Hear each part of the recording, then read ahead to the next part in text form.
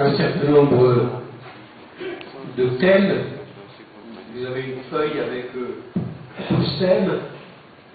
Malheureusement, comme vous le savez, je ne parle pas le portugais, encore moins le brésilien. Je pensais qu'il y avait une traduction dite simultanée, donc j'avais préparé de quoi parler plus de 12 heures. Mais avec le système d'une traduction entrecoupée, cela va prendre beaucoup plus de temps, donc je ne respecterai pas forcément ce que vous avez sur une feuille avec 12 titres différents. Mais je voudrais, pour cette première leçon, traiter donc la question des lieux de fermentation de la théologie au XXIe siècle. Et pour cette première leçon, je distinguerai 4 moments. Premièrement, quelques mots sur l'expérience historique de l'Église. Deuxièmement, les conséquences, les exigences plutôt, d'une réinterprétation. Troisièmement, un nouvel état, un nouveau statut de la vérité.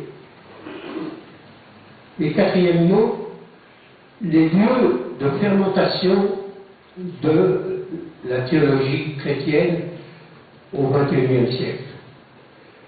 Et je distinguerai premièrement ce qu'on peut appeler une théologie interreligieuse. Deuxièmement, le dialogue des 3 religions monothéistes. Troisièmement, le rapport entre Occident et Orient. Quatrièmement, la vocation éthique de l'Église.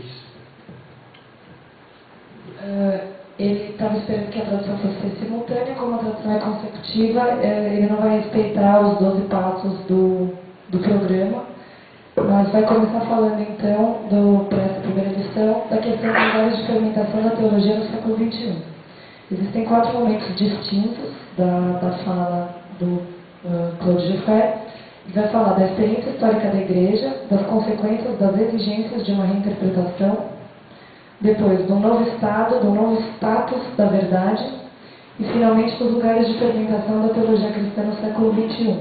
Ele vai falar de teologia interreligiosa, das 3 religiões monoteístas e da relação entre Ocidente e Oriente e também da vocação ética da Igreja. Donc, prenons l'expérience historique de l'Église du XXIe siècle. Une théologie à orientation herméneutique est une théologie qui est basée sur la corrélation mutuelle entre l'expérience chrétienne fondamentale de la première communauté chrétienne et puis notre expérience historique aujourd'hui d'hommes et de femmes du XXIe siècle. Quand on essaie de faire un diagnostic de notre situation actuelle, il me semble qu'on peut distinguer au moins 3 éléments fondamentaux de notre expérience. Premièrement, le phénomène de mondialisation.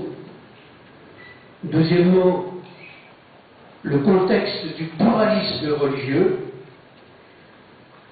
Et troisièmement, l'urgence d'un jugement éthique sur l'avenir de l'humanité.